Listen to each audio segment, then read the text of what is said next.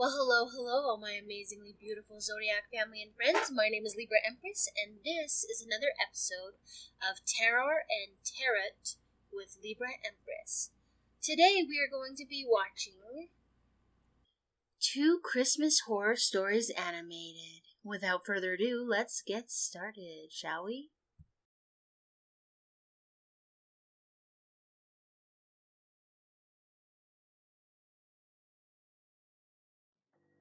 Mike woke up early this morning. He went to the bathroom to freshen up and then looked into the mirror. He took a good look at himself and noticed the bruising on his left cheek. Last night, his father had slapped him hard across the face for calling him an alcoholic, which he actually is. Mike looked at himself in the mirror for a bit and said to himself, "Merry Christmas, Mike." When he was 8 years old, his mother had died of cancer. Since then, he basically raised himself. His life had been a journey full of hardships and rebukes. But every year, when Christmas came around, a smile appeared on his face. Every Christmas, his beloved Uncle Jack would come to visit him at their house. Right now, Mike is 16 years old. He just has to wait 2 more years so that he can move out of his house. His father never treated him right. Sometimes, Mike feels it's the alcohol that changed his father into this completely different person. Mike went downstairs and started to prepare breakfast. He peeked into the living room and saw the same sad scenario once again. His father passed out on the living room couch after another long night of heavy drinking. He put a few pieces of bread into the toaster and went to take his father to his bedroom. Mike has become accustomed to becoming the caretaker of the house and his father. After finishing his breakfast, Mike calls his Uncle Jack, and hearing his uncle's voice over the phone made Mike's eyes sparkle with joy. He said, "Hey, Uncle Jack, when you coming over?" Uncle Jack replied, "I'll be there soon. Hold your horses, kiddo." They both laughed with great enthusiasm. Mike's face lit up in joy. He then decided to start planning out the decorations for Christmas. There was snow all over the backyard. Mike went outside and he saw the green, huge assortment of Christmas trees scattered in the woods. Their house was at the top of the hill, surrounded by mountains. He remembered how his mother made him a snowman when he was little. Mike misses her every single day. After spotting a good-sized Christmas tree, Mike started to cut it down so he could take it home and decorate it. He works at the mall down the hill, and that's how he manages his food and other expenses. Mike's father works at a garage, but he spends all his money on alcohol. Around 7 o'clock that night, the living room was all prepared for a nice small Christmas celebration. Mike had put the Christmas tree right in the center of the room. Beautiful, colorful, shiny balls were hanging all over it. A golden bell was tied with a red bow, which was placed at the very top of the Christmas tree. Mike decorated the room with colorful chains. He hung 2 pairs of socks on the slab of the fireplace. It was getting pretty cold, so Mike put some wood inside the fireplace and started a fire. Just then, he heard his father's coarse voice and looked behind him. His father was standing in the living room with that same angry look on his face. Mike told him in a low voice, "Merry Christmas, Dad." But his father turned away and said, "I'm going into town to celebrate on my own. Otherwise, you and your boring uncle will ruin my Christmas Eve." As his father grabbed his jacket and opened the front door to leave, Mike noticed his Uncle Jack was arriving. Uncle Jack went to hug Mike's father, but he replied in a rude voice, "Keep your filthy hands off me. I'm running late." And with that, he got in his car and drove away. Mike and his Uncle Jack stood in the doorway quietly and watched his father drive away. Seeing Mike's sad face, Uncle Jack hugged him and they went inside. Uncle Jack had brought some delicious food for their special Christmas dinner and handed Mike a gift. As Mike opened the present, his face began to light up. It was an iPad. He'd always wanted one, but could never afford it. He smiled and said, "Thank you, Uncle Jack. This is the best gift ever." The small house at the top of the hill blossomed in happiness and joy for one night. But who would guess that that joy would be temporary? Mike and Uncle Jack started to talk about sports and music while enjoying some roasted turkey and mashed potatoes. Uncle Jack poured himself a glass of wine and said, "Now look, I just need you to be strong for 2 more years, Mike. Then you can come to New York and stay with me. I'll arrange for your college and everything. If your mother was still alive, you wouldn't have to face so much trouble. Alcohol has made your father a completely different person." Mike shook his head and kept eating quietly. He knew that his Uncle Jack was the only person in the world that truly cared for him. They finished their dinner and decided to watch a movie. Everything was going great when suddenly the doorbell rang. Uncle Jack went to answer the door while Mike was doing the dishes. Mike yelled from the kitchen, "Who is it, Uncle Jack?" The uncle replied, "I don't know, kiddo. Looks like someone left you a Christmas gift on the doorstep." Mike was surprised. He looked at the clock. It was already 10 p.m. Who would leave a Christmas gift at this hour? Mike washed his hands and wiped them on his jeans. He then walked to the living room and saw a beautifully wrapped box on the dinner table.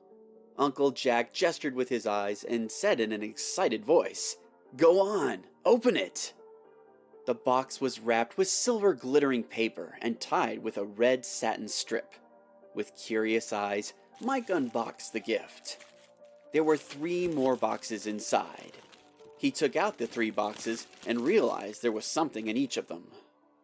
Uncle Jack was sitting on the armchair near the fireplace, but, out of interest, he too came near the table.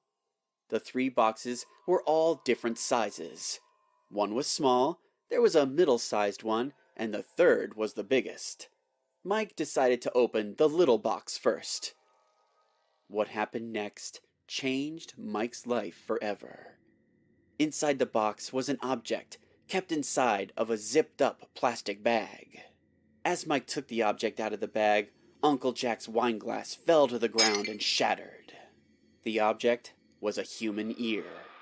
The ear appeared to be preserved for a long time, as it had no blood on it. Mike couldn't believe his own eyes and was frozen in fear.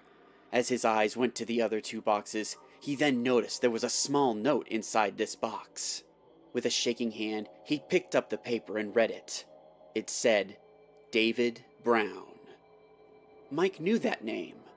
David Brown was a boy from Mike's middle school. David used to bully Mike a lot. He once punched Mike so hard in the face that Mike suffered serious injuries to his nose. Shivers went down Mike's spine. Uncle Jack screamed in horror, saying, "What the hell, Mike? Who's David Brown? Why did someone send you his ear as a Christmas gift?" Mike didn't answer his uncle and went to open the next box. He was breathing heavily. Drops of sweat appeared on his face. As he unwrapped this one, the horror grew even more. This one had a severed index finger in it. It was the finger of a woman. Even though it was preserved like the ear, it still had red fingernail polish on it. Just like the smaller box, this box too had a note inside. On the paper was another person's name, a name that Mike remembered very well. Stacy Roberts. Stacy Roberts was the owner of the house that Mike's family rented when they lived down the hill. Mike's mom loved that house, but after she passed away, they had difficulties paying rent, as most of their money went to paying for the medical bills. One morning, after Mike's mother had passed away, Stacy came to their house and told them to leave the house immediately. Mike and his father begged her to give them another week to arrange for a place to stay, but she didn't give them an ounce of kindness. As Mike went to get their things, she did an extremely cruel thing. Mike's mother had a pearl necklace, which he kept in order to remember her by. But Stacy came up to him and snatched the pearl necklace from him, saying, This will pay for your past due rent, you piece of shit! As she shoved a crying Mike out of the house. The memories flashed in front of his eyes, and he couldn't help but break into tears. Uncle Jack took Mike and made him sit on the couch. He then said, "What's going on here, Mike? Please, tell me, who's doing this?" Mike looked up at him and in a scared, muffled voice said, "I don't know, Uncle. I have no idea." Uncle Jack turned and looked at the last box on the table, then looked back at Mike with terror in his eyes. He went over and opened the box himself. As soon as he unwrapped the box, he let out a gasp of air and took a few steps backwards in shock. Mike slowly walked towards the third box and peeked inside. There was a severed foot lying inside a zipper bag in the same manner as the rest. There was no sign of blood, and the skin was completely pale. The note inside read, "Matthew Scott." He recognized the name as somebody he worked with. He was the son of the store manager. A few days ago, he had come to work and started to harass a female customer. As Mike went to stop him, he pushed Mike to the floor and kicked him in the stomach. Mike still had the bruises on his stomach, which he didn't tell anybody about. Both Mike and Uncle Jack sat quietly on the couch. They were both shaken with horror. None of them expected their Christmas Eve to take such a bizarre turn. Uncle Jack said in a terrorized voice, "We should call the cops, right now." Mike nodded his head while crying. Uncle Jack went to the table again to put all of the horrifying things inside the main box when he found a letter in it. He quickly turned towards Mike and screamed, "Oh my God! What the hell is wrong with Christmas this year?" Mike rushed over to him and snatched the letter from his hand to read it. The letter said, "Your fourth gift will arrive soon." Mike couldn't even think anymore. He lost his calm and started crying out to Uncle Jack, "Call the cops, quick!" Uncle Jack grabbed the phone and started to dial 911 with his trembling hands, and just then, the doorbell rang. Their faces froze in fear. They stared at each other blankly, as a feeling of dread climbed up Mike's neck, as he knew there was something even more horrible waiting outside for him. Uncle Jack froze in place like a statue and kept looking at the door. Mike walked over to the door. He could feel his heart racing like a wild horse. He opened the door and noticed another box on his doorstep. He took a step outside of his house. It was snowy and freezing cold. The wind was howling in the forest, and the night sky stood still, as though it was witnessing the fear in Mike's heart. Mike quickly bent down and picked up the box in his hands, but noticed that there was something different with this box. The bottom of the box was stained red and dripping blood. He took the box inside and quickly opened it up. What he found inside almost gave him a heart attack. Inside the box was a freshly chopped hand. Blood was dripping out of it. The bones and flesh were gushing from the cuts. But this time, there was no note to be found, because there was no need for a note. Mike recognized the hand. The hand had his father's wedding ring on it. And not only that, someone had carved the words, "Merry Christmas," into the hand. Everything turned pitch black in front of Mike's eyes as he collapsed to the floor. When he opened his eyes, he found himself lying on a hospital bed. Uncle Jack was sitting next to him with a sad look on his face. Mike looked at him and said, "Where's my dad, Uncle Jack?" To which Uncle Jack said that the cops had found his father in a dingy alley, lying unconscious in a pool of blood. He was returning home from a pub last night when someone knocked him out and chopped off his hand. He had already been admitted into the hospital's emergency ward. Mike stared at the ceiling and thought to himself that he'd never be able to celebrate Christmas for the rest of his life. And worse, he will never know who took such gruesome revenge on all these people who treated Mike in such a bad way.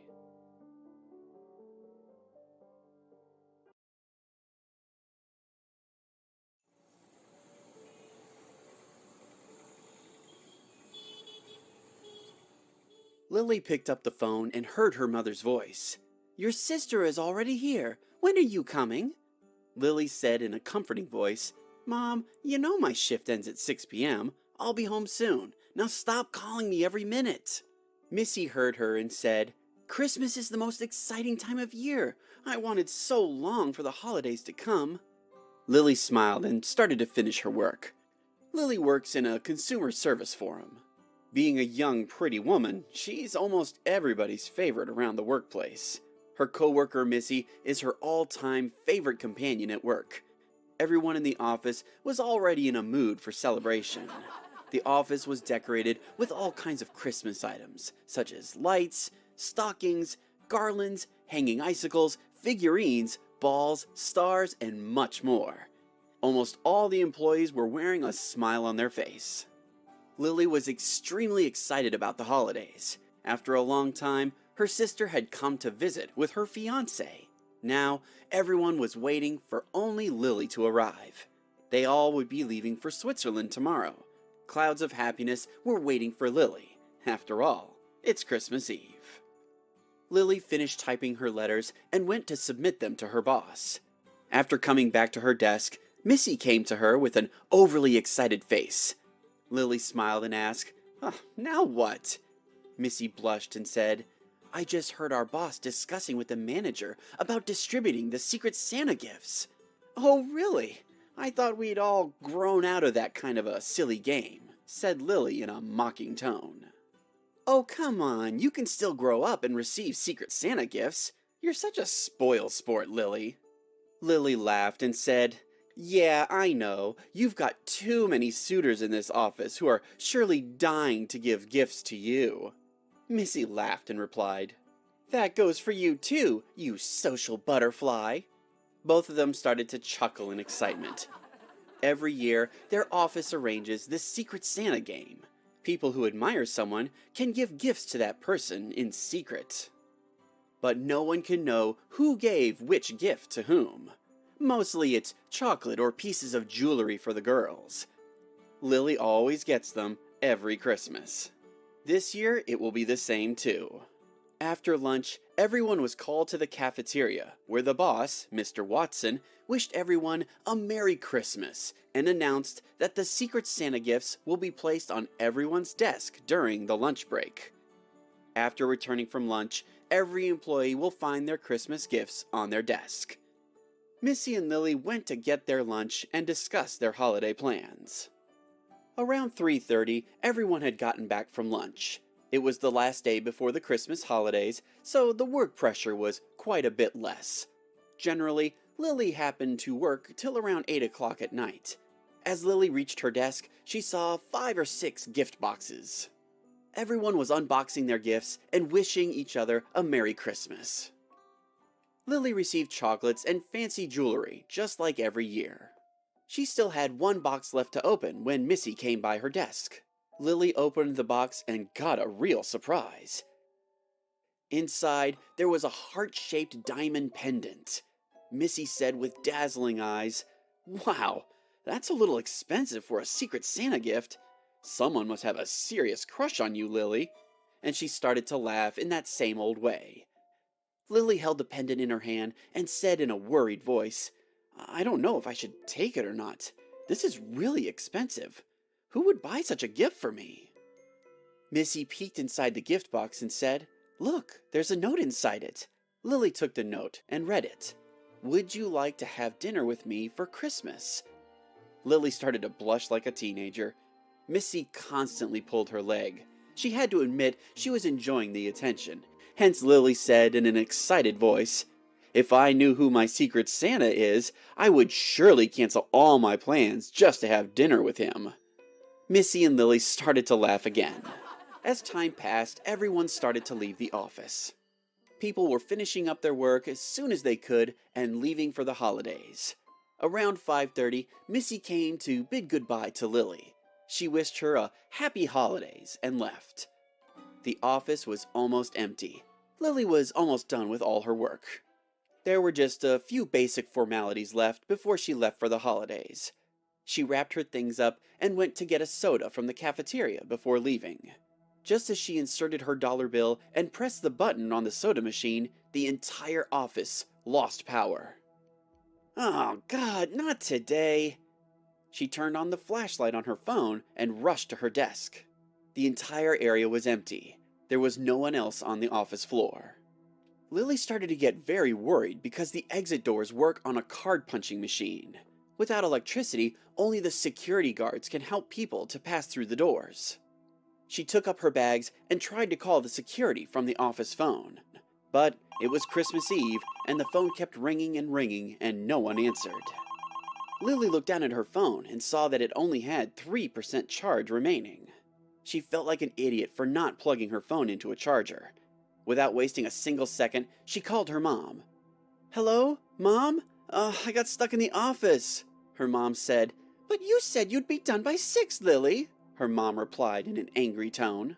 "No, not because of work. There's been a power outage. I need you to call 911 for me." But before she could finish her sentence, she noticed that her call got disconnected. Lily thought to herself that now her mom will think she got stuck at work. What a great way to start the holidays. Lily had no idea what she could do. But suddenly, she thought of a plan.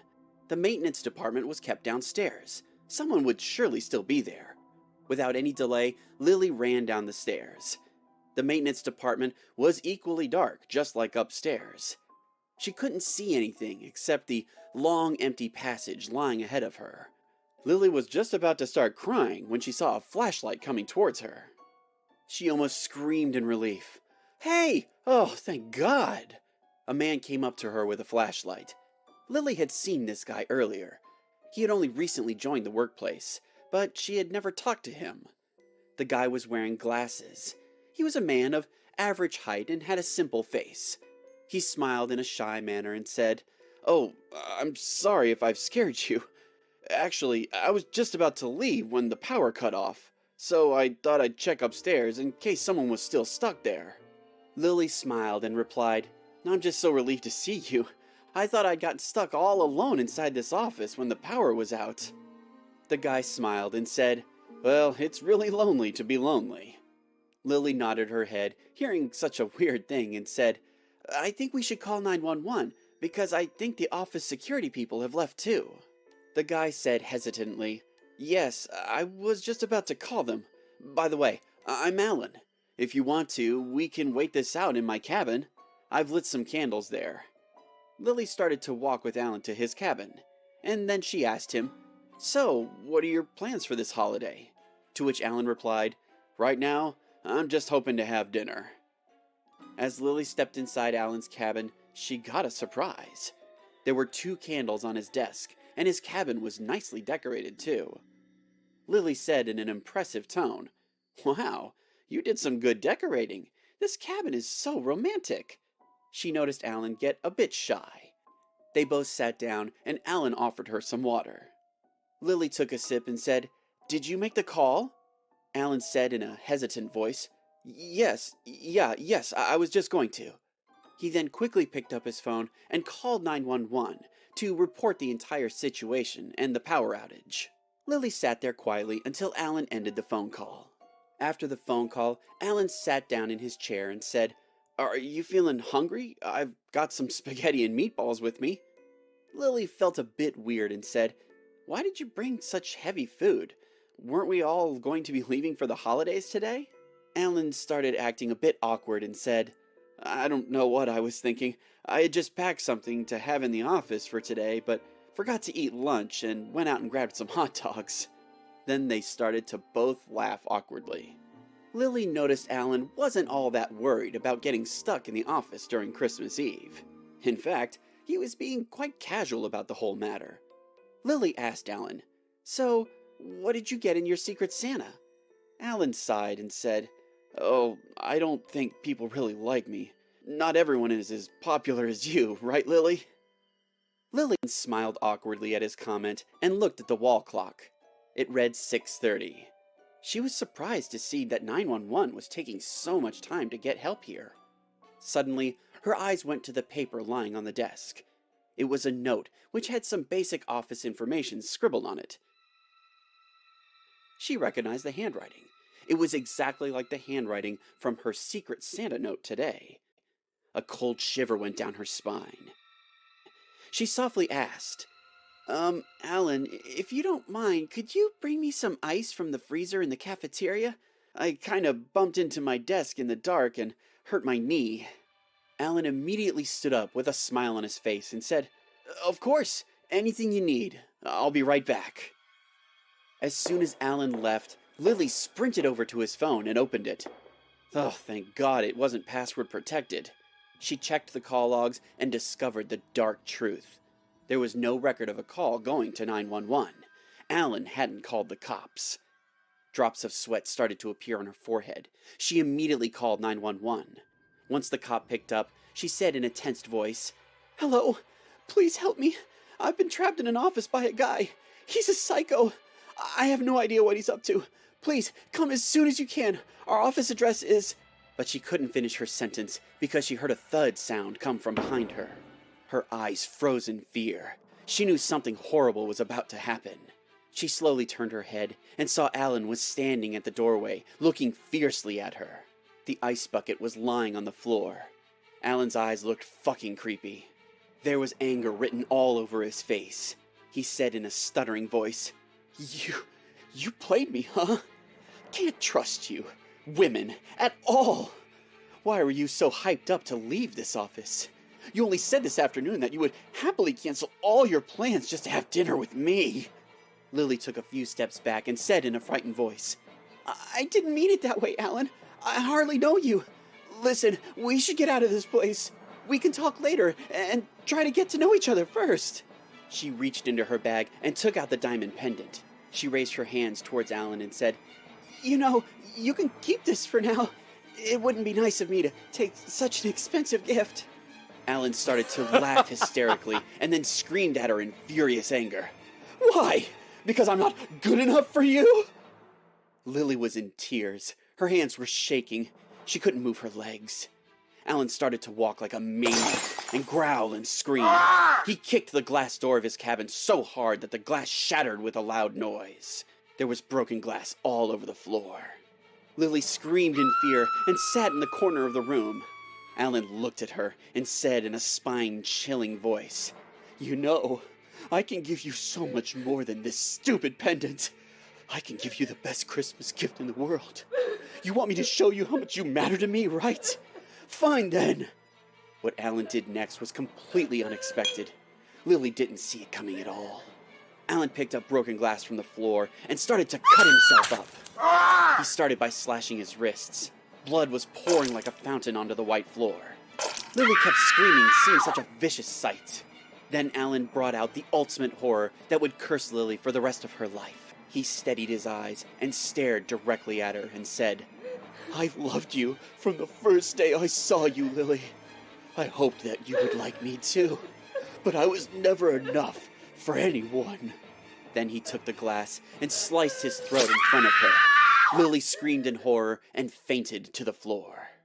Worried about her not returning home, Lily's mother had called 911. When the cops came, they discovered Lily lying unconscious on the floor, and Alan lying dead in a pool of his own blood. It was then discovered that Alan had intentionally shut off the power in order to trap Lily inside the office. Christmas would never be the same again for Lily. She would get nightmares that Alan was standing in front of her with that angry, hurtful face and blood gushing out of his wrists and neck. Well, hello, my amazing friends. I hope that you enjoyed. That was 2 Christmas horror stories animated by IMR Entertainment. Alright, I pulled 5 cards out for the dead spread, and here's exactly what I got. Now, the person we're dealing with today, they knew what they wanted, and they were going for it. They felt like they didn't have a choice, but they were like dead set in their path. Kind of like they were forced to live a certain life that they didn't want to, but they did it out of obedience. Looking back on their life, they see it as they didn't really celebrate a whole lot. It was all work, no play. A lesson they would like to share is that they learned a lot and gained a lot of recognition for their hard work by earning those skills, and they say you can too.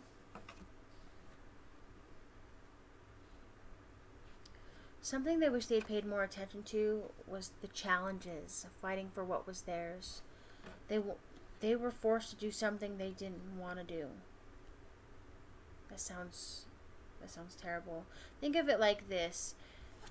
A parent raises their kid and forces them to be a doctor, forces them to be a nurse, forces them to be a lawyer, a politician, forces them to learn how to be a royalty. You know what I mean? Instead of letting them be who they want to be, they're forced into that, to take on a weight on their shoulders that they shouldn't have had to do at a young age. But they wish they had fought more for what was theirs. They just didn't, though. Now, a message they'd like to give you is stop being irresponsible, alright? Or maybe you're dealing with an Aries who's irresponsible. Maybe they were the irresponsible party, right? On some front.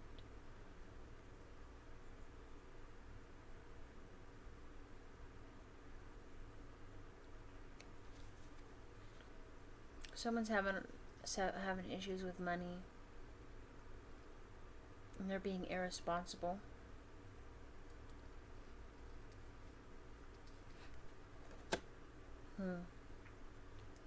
Alright, I hope that this helps. I love you all. Thank you so much for listening to me.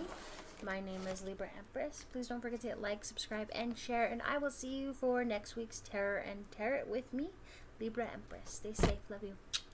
Bye, my friends.